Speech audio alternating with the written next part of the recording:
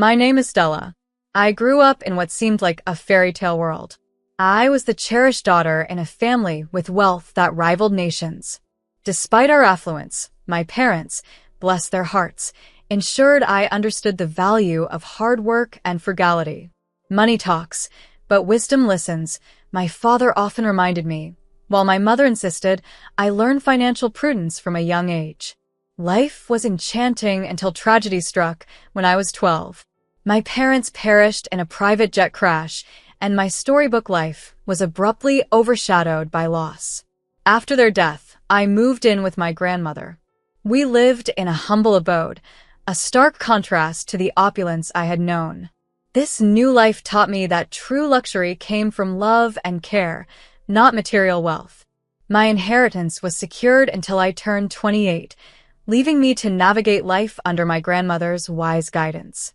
The college provided both an escape and a grounding force, leading me to cross paths with Boston, a bright scholarship student with a heart of gold and a sharp wit. Our connection was unexpected and profound. Introducing Boston to my grandmother was daunting. I had kept my financial background a secret, heeding my grandmother's advice to let him know me for who I truly am, not my wealth. "Grandma, this is Boston," I introduced them, feeling a knot in my stomach. Boston extended his hand politely. "Nice to meet you, ma'am," he greeted her. My grandmother welcomed him warmly and immediately put us at ease with her stories and laughter. As Boston blended seamlessly into our simpler life, helping my grandmother with dishes and sharing stories, I saw in his actions the makings of a deep and genuine bond. Later, as we walked outside, Boston shared his appreciation for my grandmother and his deeper understanding of my life. His sincerity assured me of his genuine affection, beyond the superficialities of wealth. "There's more to me than meets the eye, I guess," I acknowledged, moved by his understanding. He responded with a reassuring hug, promising his presence for all the layers of my life, not just the financial ones. In that embrace, I knew I had found someone I could truly trust. I was keenly aware of the secret I carried, a delicate truth balanced on the edge of revelation.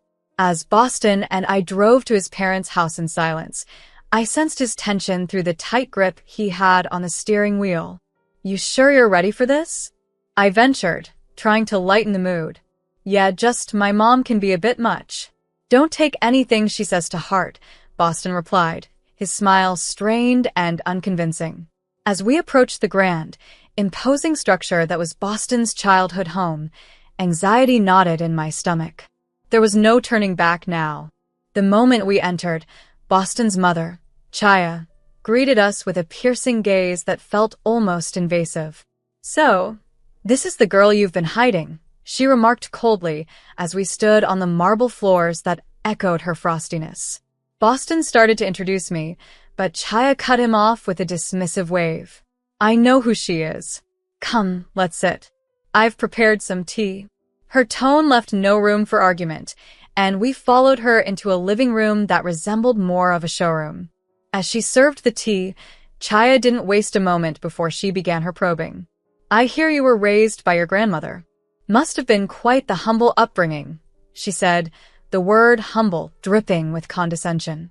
I clenched my teeth, maintaining my composure. "Yes, my grandma taught me a lot, important lessons about life, not just trivialities," I replied, trying to keep my voice steady.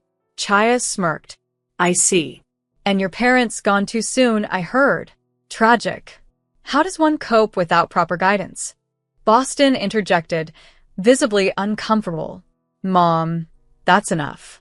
No, it's okay, Boston." I cut in, feeling a wave of defiance rise within me.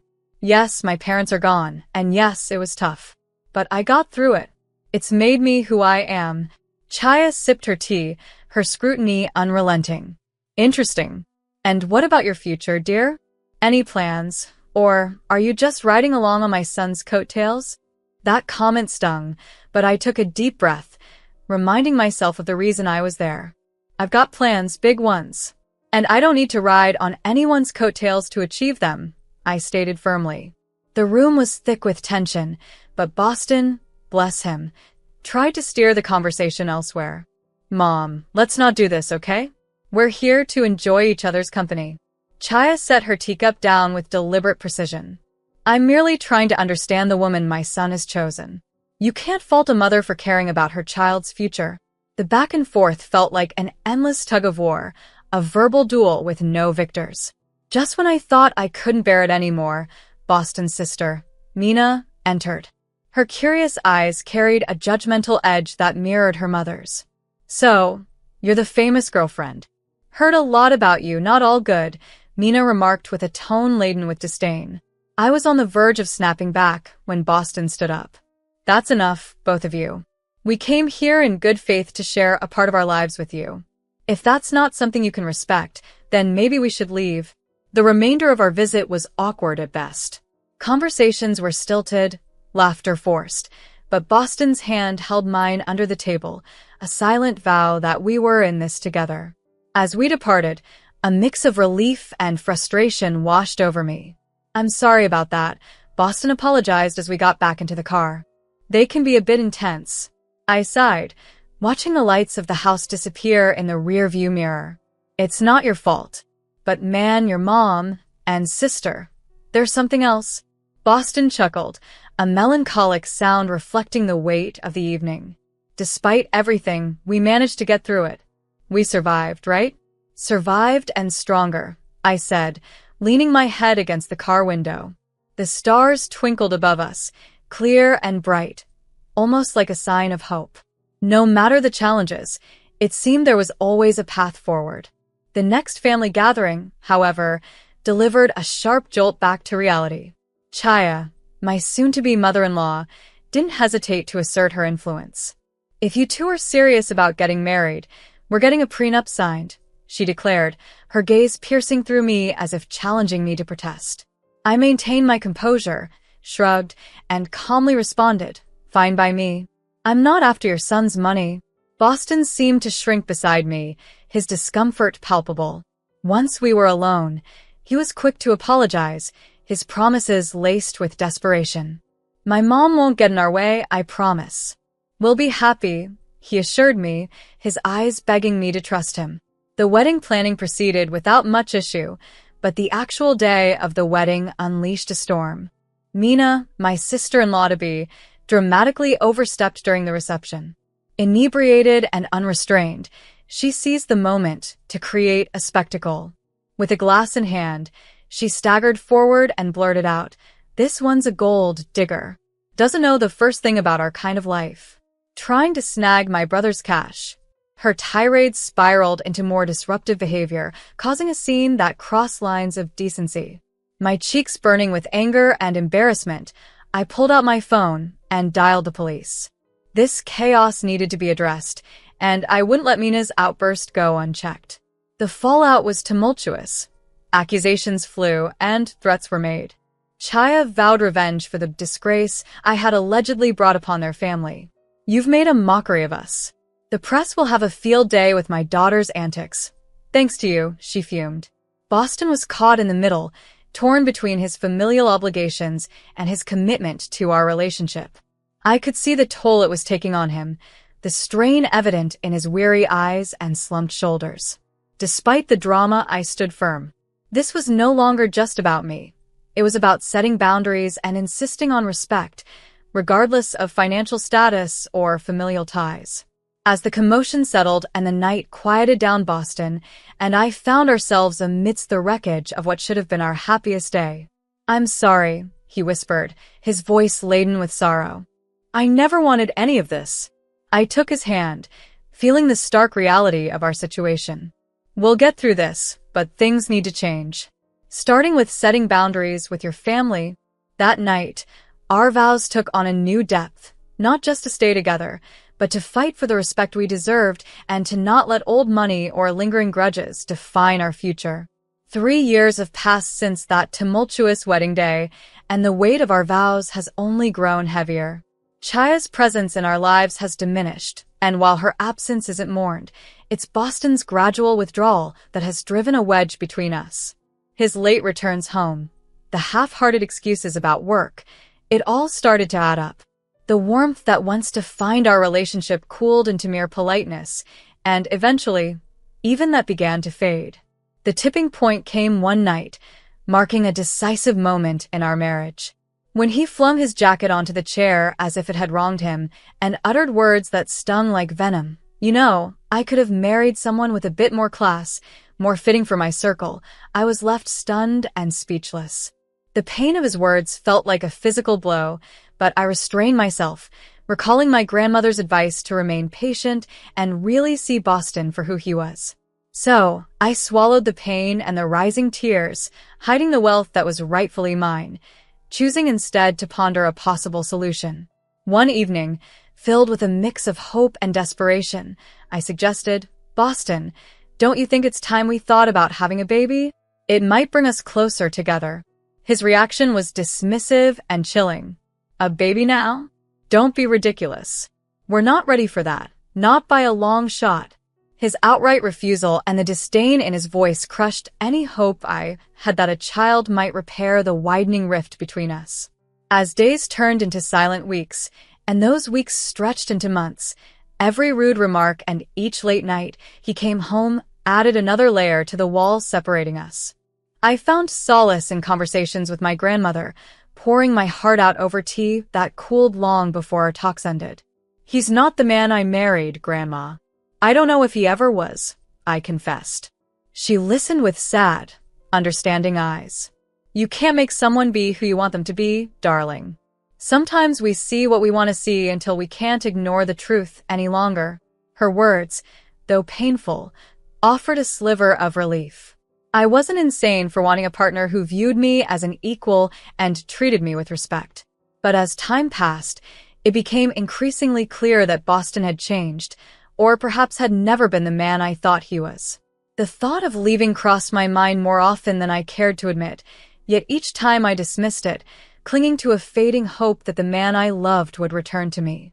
In an attempt to rekindle the spark in our relationship, I threw a lavish birthday party for Boston, sparing no expense and excluding Chaya and Mina, whose drama I could do without. Boston seemed elated, basking in the adoration and well wishes from our closest friends. For a brief moment, it felt like we were back in the honeymoon phase, all laughter and inside jokes. But the illusion shattered when Chaya and Mina unexpectedly showed up. Unbeknownst to me, Boston had invited them, hoping to avoid any family conflict. Their arrival immediately tensed the atmosphere. Mina, ever the provocateur, made a direct line for the bar, dressed ostentatiously to attract attention. Chaya's snide comments flew under the radar, each a veiled insult towards me or our marriage. As the evening progressed, Mina's behavior escalated, fueled by champagne and a desperate need to be the center of attention. She launched into a tirade about how I didn't fit into their family and was unworthy of their name. The evening devolved into chaos, a stark reminder of the deep-seated issues that no party could mask. As Boston mingled and played the dutiful son, oblivious to the chaos unfolding around him, the evening spiraled further out of control when an inebriated Mina decided to make a scene. Brandishing some documents while hurling insults with each slurred word, her antics culminated dramatically with her tumbling into the pool, scattering papers everywhere. Rushing over out of curiosity rather than concern, I began gathering the soaked documents, my heart sinking as I pieced together their contents. Divorce papers, signed by Boston. Each signature felt like a betrayal, the reality hitting me hard. The party blurred into insignificance as I clutched the documents, Boston's signature glaring up at me, an undeniable confirmation of the heartbreaking truth. This was not just a memorable party, it was the end of everything I thought we shared. Reeling from the discovery, I approached Boston with the damp divorce papers in hand, demanding an explanation. "Boston, what's this about?" I asked, my voice steadier than I felt. Before he could answer, his mother, with a smug smile, interjected, "Oh dear, looks like your little scheme didn't work out, did it? Boston is leaving you. Thought you could trap him with a baby for his money." I searched Boston's face for any trace of the man I had married, but he couldn't meet my gaze. His silence was more telling than any words could be. With a heavy heart, I signed the divorce papers, which now seemed merely a formality to end a chapter one no longer wished to be part of. As the dust settled, my grandmother approached, her presence always calming. She didn't need to say anything. Her eyes conveyed empathy, understanding, and an unspoken support that strengthened my resolve. It was then that she chose to reveal the truth to everyone present. "She doesn't need any of your money," Grandma declared firmly. "In a month, she turns 28 and will inherit a fortune far beyond what you could imagine. She's been raised to value people over wealth, to seek genuine connections rather than financial gain." The room fell silent, the impact of her words palpable. Chaya's expression shifted from smugness to shock and then to desperate greed as she scrambled to apologize, her insincerity clear. Boston, too, suddenly seemed keen to revise the story, insisting his intentions were never to hurt me, influenced as he was by his mother. But it was too late. The veil had been lifted, revealing the stark realities of our relationship and the true motivations behind it. I met their apologies with a serene smile, not out of forgiveness, but from an inner peace that stemmed from knowing my worth, independent of the impending wealth. "You've shown me your true colors," I said, my voice filled with a newfound strength. "As for surprises, well, I've prepared another one for you." At that moment, a loud honk pierced the tense air outside. A sleek luxury car rolled up to the gate, the one I had secretly purchased for Boston as a surprise. The irony of the situation was not lost on me, underscoring the stark contrast between the tangible gifts I prepared and the intangible deceit he offered. I couldn't suppress a bitter laugh as I excused myself and stepped outside, ready to confront the final act of this unfolding drama. There it was, a luxury car that epitomized the affection I thought we shared, now reduced to a mere emblem of pretense and betrayal. Without hesitation, I slid into the driver's seat, the leather cool and firm beneath me, mirroring the resolve that had solidified within me. Grandma, ever my pillar of strength, joined me. Her presence was a silent testament to the dignity and resilience that ran deep in our family's veins. Turning to face the house, I saw Boston and his mother at the doorway, their expressions a mixture of confusion and awe. "Everything from now on goes through my lawyer," I called out to them, my voice clear and stripped of any warmth it once carried. "And don't worry about my stuff, I'll have a courier pick it up." Their once smug and self-assured faces now displayed a dawning realization of their loss, not just of the material wealth they had coveted, but of the person they had grossly underestimated. With that, I turned the key, the car's engine purring to life, a sound that heralded freedom and new beginnings. Grandma and I exchanged a glance, a silent agreement that this was the first step toward a future unmarred by deceit and manipulation. As we drove away, the revelations and dramatic exits seemed to clear the air, as if the truth had not only unveiled the underlying greed and deceit, but also purified our path ahead. It wasn't long before the first test of my newfound resolve came calling, or rather ringing. The phone's shrill tone cut through the newfound peace. On the other end was Mina, her voice dripping with a sweetness that was unfamiliar and unsettling. "Hey, I just wanted to, clear the air between us. We're practically the same age, right? We could be friends." I let out a short, disbelieving laugh. The contrast between her sugary tone and her usual disdain was stark. "Friends?" I echoed, the word feeling alien and ironic. "You mean, like how friends don't badmouth each other at parties or try to humiliate them in front of everyone?" There was a pause, a moment where I could almost hear the gears turning in her head as she scrambled for a response. "Well, water under the bridge and all that," she attempted feebly. "Water into the pool, you mean?" I shot back, unable to resist the jab. The ensuing silence was telling. It was clear that my refusal to play along had thwarted her plans. "Fine, be that way," she snapped, her veneer of niceness crumbling away. "You'll regret this." I hung up, feeling a mix of amusement and sadness. It was a stark reminder of the facades people wear and the lengths they will go to when faced with the consequences of their actions. The temptation to retaliate lingered, a nagging thought in the back of my mind. On a whim, I posted a video on social media of her falling into the pool, It went viral like wildfire. Within an hour, 1,000 people had liked it. My sister-in-law had become internet famous. She tried to call me, demanding I take it down, but I simply blocked her. I was done with her fake sweetness and her nasty attitude. A week later, my phone rang with a number I recognized all too well. It was Chaya, her voice unnaturally sweet, offering an olive branch she hoped I'd grasp. "Let's put the past behind us, for Boston's sake.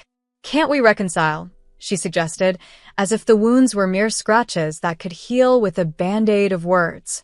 "No, Chaya, that ship has sailed," I replied, firm but not unkind. There was no vacillation in my voice, no anchor to pull me back into their turbulent waters. Resolved and steadfast, I wished Boston well, but our paths were now irrevocably parting ways. I was determined to look forward, not back. Nevertheless, Boston made his attempts at reconciliation. One morning, I discovered a bouquet of flowers on my doorstep, the card attached bearing a simple plea, "I'm sorry. Please come back." Rather than warming my heart, the sight sparked anger, and without a second thought, I tossed them into the trash. His efforts didn't cease there. Boston tried visiting, showing up unannounced with hopes of talking things through. However, I was no longer the person he had left behind. His presence, once a source of comfort, now felt like an unwelcome intrusion. One evening, during another uninvited visit, I met him at the door with a resolve as firm as steel. "If you don't stop this, I'm going to the police," I warned, my voice steady and unwavering. "Your apologies can't undo what's been done. It's over, Boston. Really over." The gravity of my words seemed to finally reach him. His shoulders slumped, and with one final, lingering look, he turned and walked away. That was the last I saw of him. In the time that followed, I immersed myself in charity work, which became my new passion and purpose. Helping those in true need and connecting with people who valued kindness over wealth brought me a joy I hadn't realized was missing. Living with Grandma, I found peace in our quiet routine. We would sit and plan our next project, our next way to make a difference. It was during these moments I realized this was exactly where I was meant to be.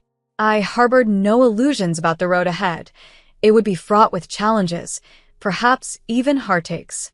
But I also knew it would be filled with joy, moments of unbridled happiness, and the kind of love that enriches the soul. And so I lived my life looking forward, not backward. I worked, I helped, and I hoped. I believed in a future where I would find true love, not defined by wealth or status, but by genuine connection. And yes, one day, I envisioned having those 3 beautiful children I dreamed of. But for now, I was content. I was building a life of purpose, surrounded by a love that asked for nothing in return. This wasn't just the end of a chapter, it was the beginning of a whole new book, and I was the one writing it.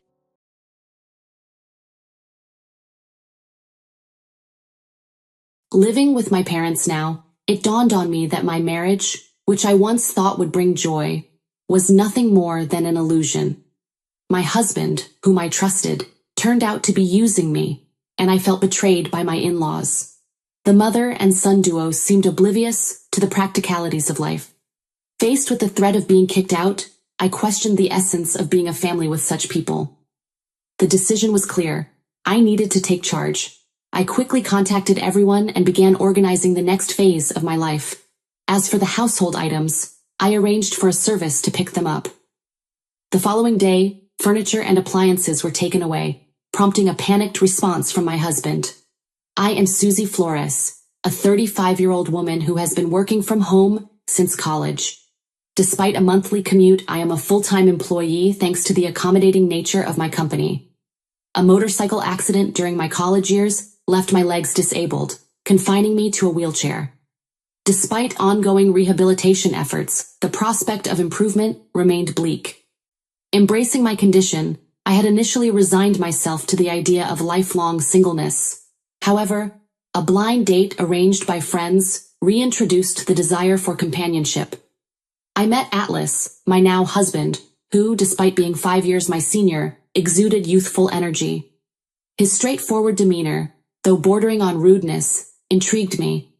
Atlas's genuine curiosity about my life in a wheelchair set him apart, and I appreciated his unfiltered interest. Despite societal norms, his bold inquiries made me feel seen and understood as we continued dating. I convinced myself that happiness awaited me with Atlas. Blinded by the prospect of a lasting connection, I eagerly accepted his proposal after just 6 months of dating. Immediately after our marriage, things took an unexpected turn. Atlas and I decided to move into my standalone house, which, despite being a rental, was relatively pricey, but exceptionally wheelchair-friendly. It seemed the previous tenant had made the place more accessible, and Atlas appreciated the spaciousness. Since I spent a lot of time at home, I naturally took on most of the housework. Occasionally, when I asked Atlas for help, he would dismissively claim exhaustion, refusing to lift a finger or assist me in the bath. Despite managing on my own, bathing took longer, and I reminisced about the days when a caregiver visited twice a week to help. Frustrations mounted as Atlas neglected to put away bath items, making the process even more time-consuming. My pleas for understanding fell on deaf ears as my husband failed to recognize that the house's design catered to my needs. It became evident that Atlas's initial attraction had been to the house, appliances, and my ability to handle chores despite my disability. His unemployment and nightly partying further strained our relationship. While the realization was heart-wrenching, I clung to the notion that our marriage must have some love to it. Financial issues crept in, with Atlas increasingly relying on me for money. Seeking advice from his mother only brought biased support, leaving me feeling lost without any family to turn to. Friends dismissed my concerns, emphasizing Atlas's facade. Atlas's unpredictable behavior, fueled by alcohol, pushed me to my limits. I grappled with the dilemma of enduring the situation or facing a solitary future. Just as the idea of divorce started to gain prominence, Atlas unexpectedly proposed living with his parents. Stunned, I learned he intended for them to move into our place.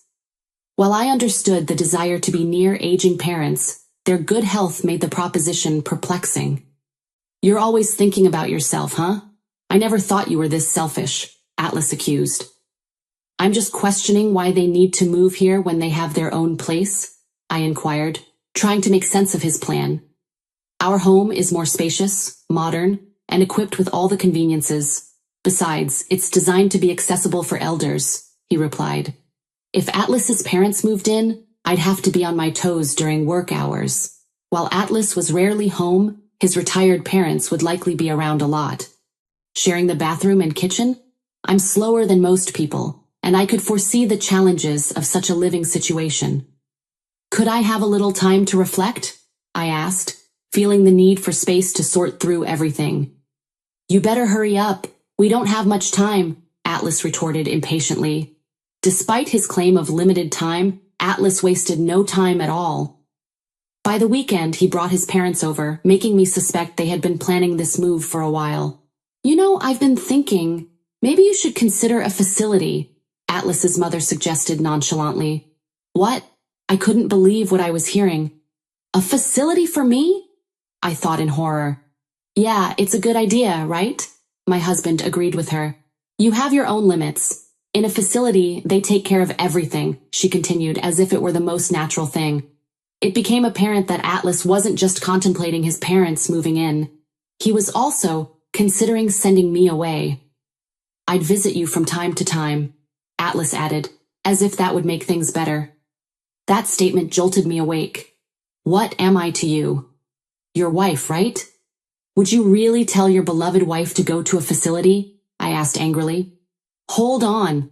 When did I say I love you, Susie? Atlas's words flushed my face with anger. This guy was using me. Wasn't it my fault for letting it get to this point?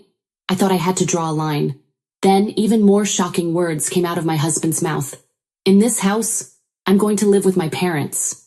You, an outsider, can go live in some cheap facility. What did you just say? I looked to his parents, hoping for support, but they just had eerie grins on their faces. Why are you laughing? What's the big deal, huh? I was beginning to realize they might have been targeting my home even before our marriage. Things had escalated too fast lately, I needed to evict these people. Please leave, I said firmly. What? Leave now? How can you talk to my parents like that? Atlas yelled, his face contorted with fury. I felt like I was seeing the real Atlas for the first time. If he cared so much for his parents, why didn't he earn his own money and build them a house? Why did he have to take mine? My head felt like it was on fire. It's okay, Atlas. Susie must have been shocked since we came unexpectedly, his mother said calmly. We just came to check the place today. Yeah, we need to check before moving in. Look, seems like there are more appliances than last time. Seems comfy to live in, Atlas's father added. They were genuinely here to take over my home. In an attempt to steady my nerves, I took a deep breath, inhaling oxygen. A sudden question lingered in my mind. If I leave, how are they planning to sustain themselves? His parents rely on a pension, and Atlas is just a part-timer. I'm covering all the rent and living expenses. Who's going to handle the $2,800 monthly payment? Do his parents assume Atlas is covering the living expenses? Disregarding my concerns, his parents cheerfully departed, with Atlas following suit. I'm going to stay at my parents' tonight, he said, preparing to leave. Hold on, we need to talk, I called out, feeling the need to address the situation. There's nothing to talk about, Atlas shot back. I, the man of the house, have decided. I won't change my mind. Left alone in shock, I couldn't linger in that state. I promptly contacted a real estate agent I knew. When Atlas returned the next day, he saw the organized belongings and chuckled. Oh, started packing. Found a place to move to already? Yes, I have, I responded. My husband appeared genuinely surprised by my swift response. And here's the card of a divorce lawyer, I added, handing him the card.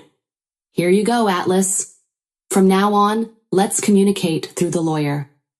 A divorce? Why? He asked, stunned. If you're kicking me out, there's no point in being married anymore, right? I replied calmly. Atlas looked as if he had been hit by a ton of bricks. He hadn't anticipated my swift mention of divorce. You can't live without me, right? He asked, his arrogance showing. I don't understand what you mean, I responded. Who else would marry you? He scoffed. I can live on my own, but you said you wanted to get married, I reminded him. It was at this moment that I realized how arrogant and overconfident Atlas had been. He approached me, assuming I was a lonely, disabled single woman. I'm independent, have money, and never struggle with my living. Plus, I stay home all the time, so I handle all the chores for him. I'm the ideal woman. Money keeps coming in even if he doesn't work. He thought I wouldn't leave because I couldn't find anyone else. That's why he was shocked when I casually brought up divorce. Why? You know, if you divorce me, you might be single for the rest of your life, he warned. Well, if it means living a married life with you, I'd rather be single forever. Whether I spend the rest of my life alone isn't for you to decide, I shot back, finally standing up for myself. The typically submissive me was now fighting back, and he was getting flustered. I could tell that Atlas was panicking. I never thought he was such a weak man. I don't know why I had been putting up with him for so long. Once I decided on the divorce, I felt the weight lift off my shoulders. I guess I had been too focused on getting married. Anyway, you don't have to move out right away, Atlas said, trying to keep control. I didn't mean to rush you into a facility that soon. Oh, it's fine. I'll do as you wish, I replied, indifferent. Don't worry, you won't find a place that fast. Think it over, okay? He added, still believing I wouldn't leave. I've already secured a place, so it's all right, I stated. What? Wait a minute? Isn't this too soon? Atlas was now starting to panic. Observing Atlas's shifting attitudes from smugness to panic only heightened my irritation. Calmly, I explained. The facility staff are informed and know about my situation, so everything's fine. Wait, when did you even set all this up? Were you preparing all along? Atlas questioned. Yes, even before I met you, I said, revealing the truth. In fact, I had been considering my retirement and had an eye on a particular facility, more like a condo. After an injury during my hospital stay, I delved into various investment books, diversifying my investments between my salary and my parents' inheritance. The facility I had my eye on, I had already purchased and have been renting it out for income, I explained. I never mentioned this to Atlas. It's my hidden asset. We don't need to get a divorce. I get it. You can stay here. Let's live with my parents, Atlas pleaded. Do you not get it? Why would I ever do that? I asked, incredulous at his obliviousness. He seemed pretty dense even after bringing up divorce. He still believed he was the only one for me. Sorry, but my mind's made up, I said firmly. What's your problem? You're so selfish. If you come crying back later, it's not my problem, Atlas snapped. I won't be, so don't worry, I replied, calm yet resolute. Atlas fell silent, deep in thought, for what seemed like hours. During that time, I started packing up my things. Then I heard Atlas making a phone call, likely talking to his parents. It seemed pathetic, relying on them for such decisions. Eventually, Atlas approached me. Fine, we'll get a divorce. Just leave quickly, Atlas said begrudgingly, perhaps realizing he might miss having me around like a housemaid. But he probably thought that living with his parents would save him from household chores. He has a house, and it's fully furnished. No issues for daily life, at least for now. With that thought, he headed back to his parents' home. I'm going to talk to my folks about what's next. Get ready to move out quickly. Yes, I'll do that, I replied, eager to end the chapter. I finished moving all my stuff within a week, and during that time, Atlas never showed up. We met again a day after the move was done. As I was trying to start my new life in my new house, Atlas called me outside. Hey, what's going on? This place is almost empty. Where are the appliances? He asked, confused. I had a service pick up those items for me. I called the service the next day and had them collect all the furniture and appliances, I explained. Atlas became agitated and started grumbling. Not only Atlas, but also his parents were there. All the appliances here were bought by me. They are all from when I was single. The only thing that's yours is right there, I said, pointing to the only 3 cardboard boxes. I did leave the clear clothing container we bought after marriage, I added. Susie, we can't live with this. We need to split the property if we're divorcing, my mother-in-law chimed in. That's right. We can't live here like this, my father-in-law echoed. What are you talking about? Nobody can live here, Atlas said, bewildered. What do you mean? The rent's $2,000, I revealed, watching them all grow more stunned. I told Atlas when we got married. This isn't your own house, I reminded him. I got a bit of a discount on the rent because I asked a real estate agent I know. If I move out, the rent will go up even more. Given that this is a property with disability access, and I've already received several inquiries from people with the same concerns, I recommended that they move out, I explained. Why didn't you tell us sooner? What are we going to do now? Atlas's mother was notably agitated. I don't know.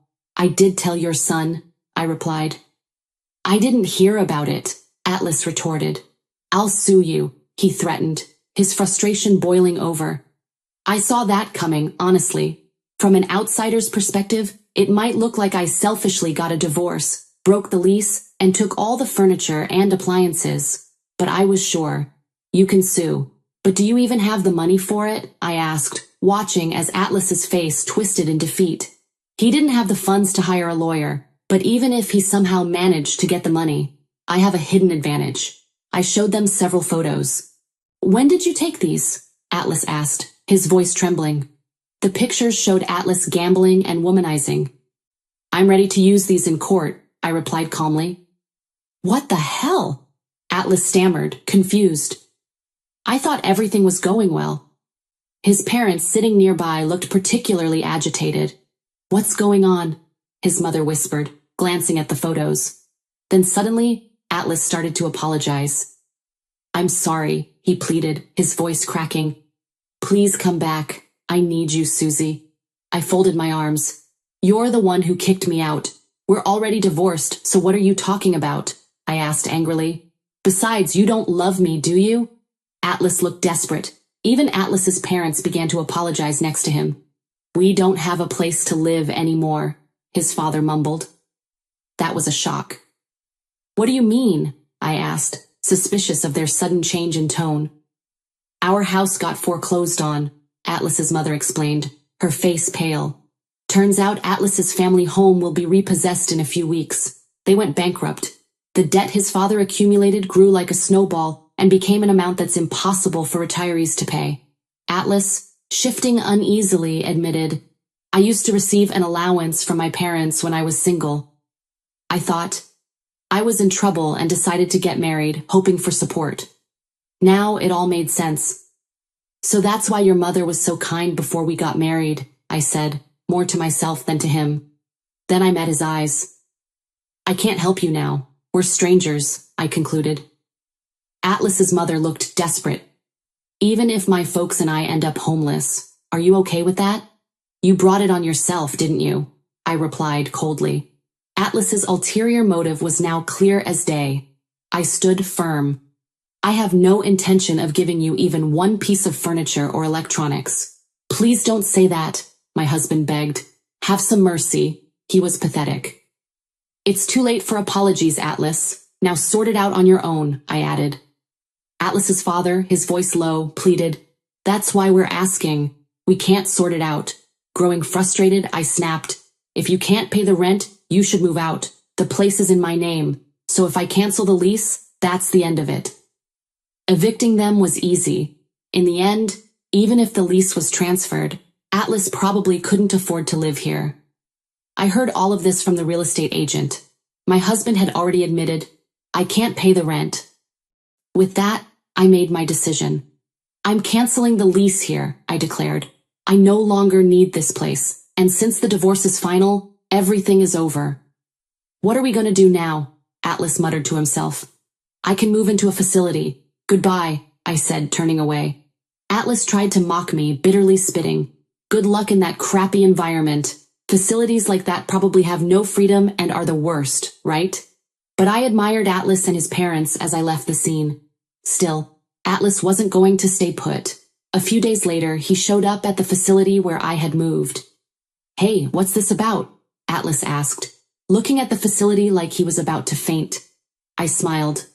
It's not a crappy environment at all. It's a luxury facility worth $1 million, I responded. Atlas looked astonished. You had this much money then? Why didn't you tell me? I had saved up money, and with the earnings from my investments, I bought this place. The previous occupant had left at the perfect time, so I was able to move in immediately. With the sale of my house and some extra income, I still had plenty left over. I continued.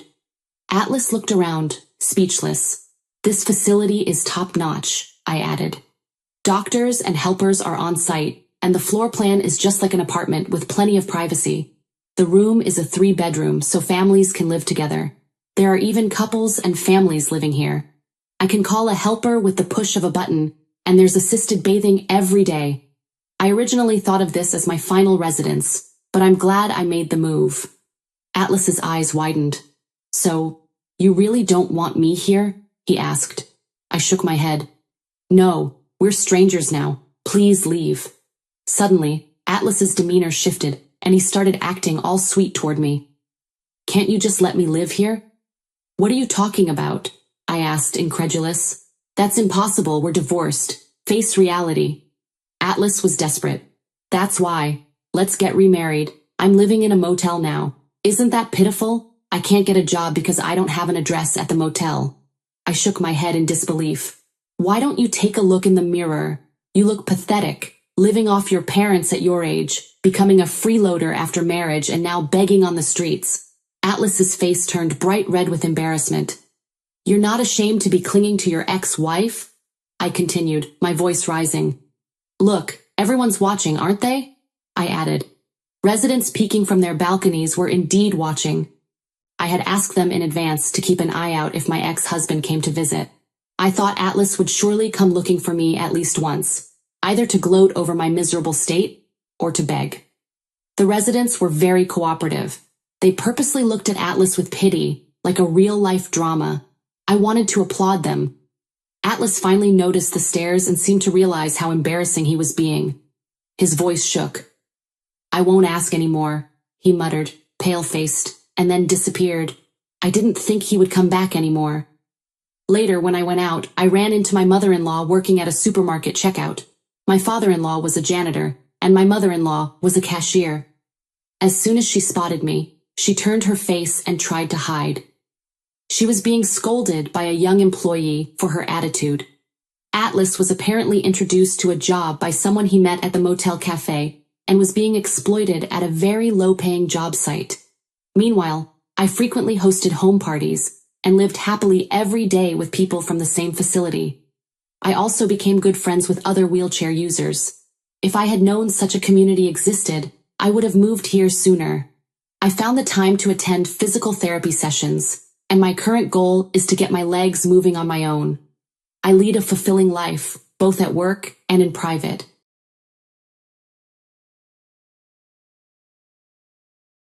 Our hotel is exclusively for celebrities. If you can't afford it, we kindly ask you not to come. Please leave, the manager stated bluntly.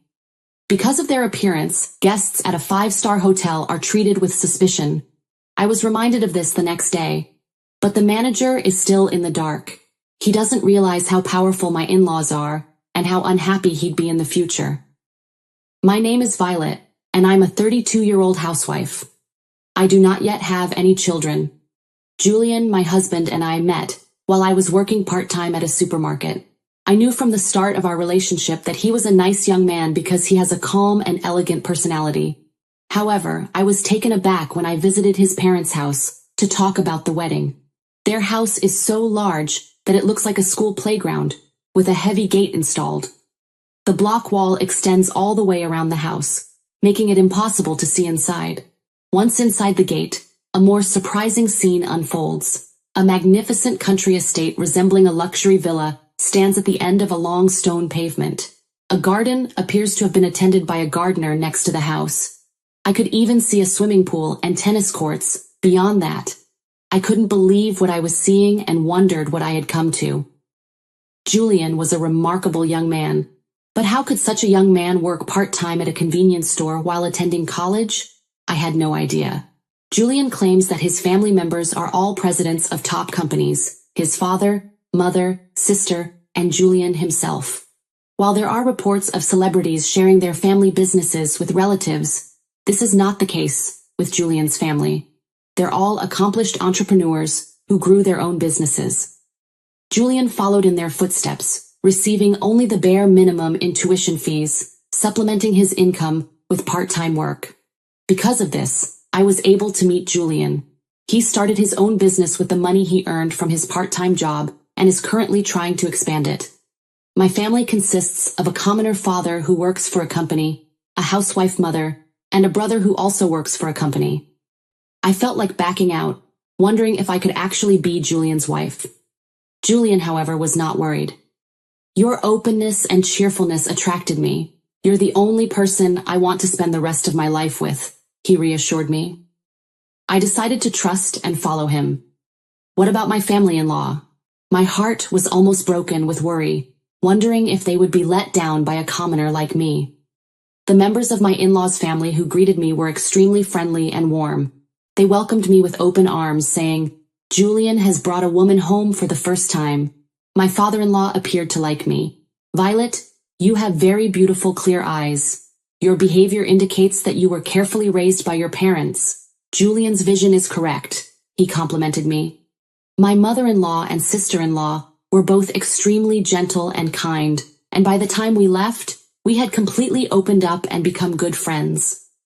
My parents also liked the gentle and calm Julian and agreed to let me marry him right away. We were married after the conversation went smoothly. Julian had just started his business, and he wanted me to quit my job and become a full-time housewife to support him. We bought an apartment near my in-laws' house and are enjoying our newlywed life, having dinner parties and barbecues at my in-laws' house on occasion. My in-laws are extremely busy, so they have a live-in nanny. She's in her 60s, but they treat her as if she were family, and I'm impressed by my in-laws' kindness. I was having a good time knowing that I should be myself without being intimidated by my celebrity in-laws. 3 months after our marriage, we decided to throw a party for my father-in-law's 60th birthday. Julian and I were going to arrange the hotel because my in-laws had taken such good care of us at the wedding. However, because my husband is working, I will be doing the actual work. I discussed it with Julian. Your dad likes you a lot, so you can do whatever you want. I don't think he has a preference, so I'm confident he'll be content anywhere and with anything, he said. The most difficult part was hearing that I should be able to do whatever I want. When I spoke with my friend, she advised me, look for a high-class hotel since the president of a prestigious company will be attending. I found a 5-star hotel near my parents' house. Of course, having no ties with fancy hotels, I had never visited one. Well, I assumed it had to be a good hotel, but I figured I'd have to see it for myself. First, I decided to check out the hotel. I was nervous about going alone, so I invited my best friend from high school to accompany me. I was impressed by the restaurant's extremely polite and courteous service when I called to make a reservation for lunch. This is a 5-star establishment, I thought. I believed I was dressed rather formally and nicely for a first-class hotel. I wore a white blouse with a black tight skirt and black pumps. My friend wore a nice flower print dress and pin-heeled boots. I felt happy and excited, as if I were about to embark on a trip. I had no idea I'd have such an unbelievable time there. I drove to the hotel in my car, which I've had since I was single, and was directed to the hotel parking lot at the roundabout in front of the entrance. The person who gave me directions was very pleasant and polite. At the time, I noticed a man in the lobby staring at me with a stern look. He wore a fine suit and stood tall and straight, his hair neatly parted. He appeared to be a hotel employee, but we didn't recognize him. I was perplexed as to why he was staring at us so intently. There was a line of luxury black cars in the underground parking lot, and my car looked out of place.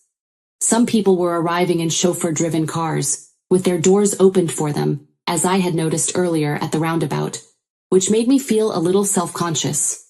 I considered hailing a cab, but that would have been a waste of time because I wasn't far from home. The man who had just stared at my friend and me approached us as we entered the hotel. "It seems this hotel might be unsuitable for you. Can I assist you?" he said politely, but I felt his words were rude. "I have a reservation here for lunch. What do you mean by unsuitable for the hotel?" I inquired. The taller man looked down at me. "You came in a very ordinary car, but no one drives that kind of car to this hotel," he continued. "Your clothing is also very—" Without finishing his sentence, he burst into laughter. My face began to turn red. What a snobbish attitude. My best friend couldn't look at him and stared at the floor. Normally, someone might be embarrassed and leave, but I have a strong temperament despite seeming quiet, and I wanted to know who was saying these hurtful things about me. "Are you employed by this hotel?" I asked, glaring at him. "I am the manager of this 5-star hotel," he said. I thought to myself, I know he's the manager, but mentioning the 5 stars is just ridiculous. His response irritated me.